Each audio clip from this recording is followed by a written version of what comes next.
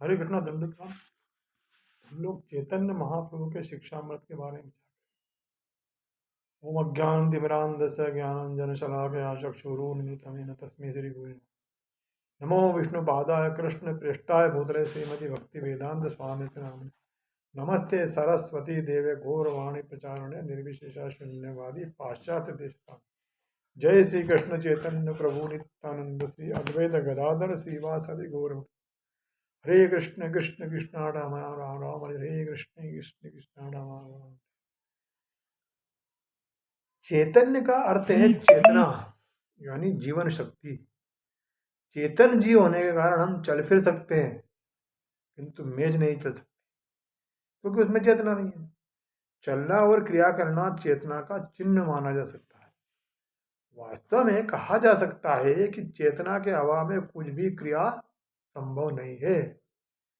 प्रकृति के संबंध में भी चेतन अमृत है। चैतन्य चरितामृत का अर्थ है चेतना का अमृतमय चरित्र।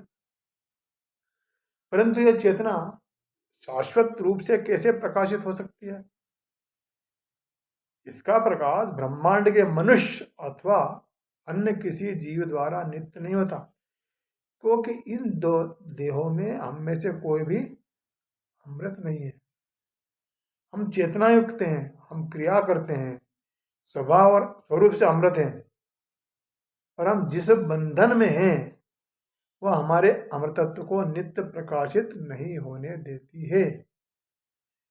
कठोपनिषद में ऐसा कहा गया है, हम और ईश्वर दोनों ही नित्य और चेतन हैं।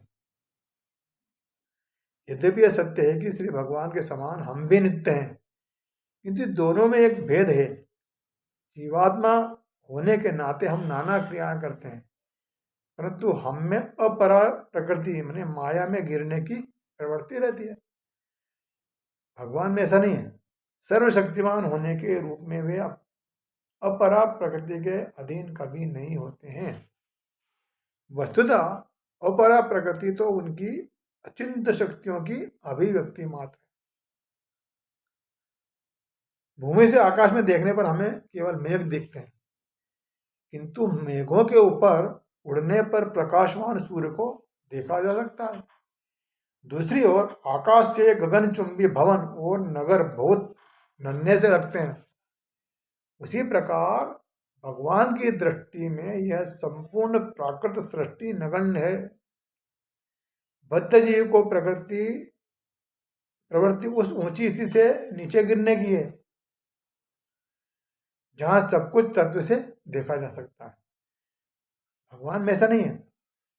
भगवान में माया का गिरना उसी प्रकार संभव नहीं जैसे बादलों से सूर्य का ढका जाना। परम ईश्वर भगवान श्री कृष्ण नित्य मुक्त हैं, क्योंकि वे कभी माया मोहित हो ही नहीं सकते। हम अणु आत्माओं पर माया का अधिकार हो सकता है, इसलिए हम बद्ध हैं। निराकारवादी मायावादी दार्शनिकों का कहना है प्राकृतिक जगत में आने पर जीव के समान भगवान भी मायावश हो जाते। जीव के संबंध में तो यह सत्य है, पर भगवान के लिए नहीं, क्योंकि प्रत्येक अवस्था में अपरा प्रकृति उन्हीं के अधीनता में कार्य करती है। परम ईश्वर भगवान श्री कृष्ण को भी भवबंधन के अधीन समझने वालों को भगवत गीता में भगवान कृष्ण ने मूढ़ कहा है। औजानन्ति मां मूढ़ा मानुषिम तनुमाश्रितम परम भावमजानन्तो मम भूत महेश्वरम। जब मैं मनुष्य के रूप में अवतीर्ण होता हूँ, मूढ़ मेरी अवहेलना करते हैं। उन्हें मेरे परम भाव एवं समस्त सृष्टि के ऊपर मेरी ईश्वरता का ज्ञान नहीं है। हमें श्री चैतन्य महाप्रभु को अपने समान नहीं समझना चाहिए। वे परम चेतन स्वयं श्री कृष्ण हैं, इस कारण माया के अधीन कभी नहीं हो सकते। श्री कृष्ण उनके अंश तथा उनके उत्तम भक्त तक कभी माया मोहित नहीं हो सकते। श्री चैतन्य महाप्रभु कृष्ण प्रेम का प्रचार करने के लिए अवतीर्ण हुए थे। भाव यह है कि जीवों को कृष्ण प्राप्ति की सच्ची पद्धति की शिक्षा प्रदान करने वाले वे स्वयं कृष्ण हैं वे एक अध्यापक की भूमिका में। विद्यार्थी को सिखाने के लिए अध्यापक स्वयं लेखनी से लिखता हुआ कहता है, जैसे लिखो क ख ग ABCD जो भी है। इससे मूर्खतावश यह नहीं समझना चाहिए कि अध्यापक लिखना सीख रहा है। वे भक्त रूप से अवतीर्ण अवश्य हुए हैं, पर यह सदा स्मरण रखना चाहिए कि श्री चैतन्य महाप्रभु कृष्ण भावना भावित होने की शिक्षा देने वाले साक्षात भगवान श्री कृष्ण हैं। इसी दृष्टि से उन्हें समझने की आवश्यकता है। भगवद गीता में कृष्ण सर्वोच्च धर्म की स्थापना इस प्रकार करते हैं, सर्वधर्मान् परित्यज्य मामेकं शरणं व्रज अहं त्वां सर्वपापेभ्यो मोक्षयिष्यामि मां शुचः। सब प्रकार के धर्मों का त्याग कर एकमात्र मेरी शरण में आ जाओ, मैं तुम्हें संपूर्ण पापों से मुक्त कर दूंगा, तुम भय मत करो। तो भगवान श्री कृष्ण डायरेक्ट अर्जुन को बोलते।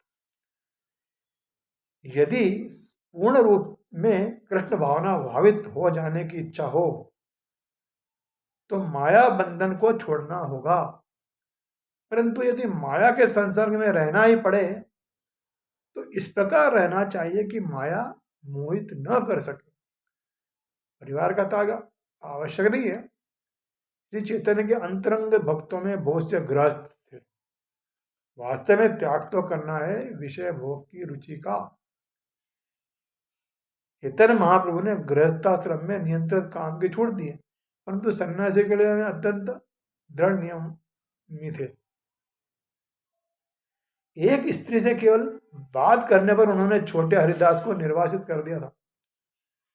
तात्पर्य यह है कि किसी एक मार्ग को ग्रहण करके दृढ़ता पूर्वक उसका सेवन करना चाहिए। साथ ही भक्ति की सफलता के लिए सभी आवश्यक नियमों का पालन करना चाहिए। सारी जनता को कृष्ण भक्ति के मार्ग की शिक्षा प्रदान कर अध्यात्मामृत प्राप्त करना ही चैतन्य महाप्रभु का प्रयोजन है। चैतन्य महाप्रभु से हमें चैतन्य लोगों को अमृतत्व प्राप्त करने के लिए जो शिक्षा दी है उसका ज्ञान होता है। भगवान श्री कृष्ण परम चैतन्य हैं, वे परम पुरुष हैं।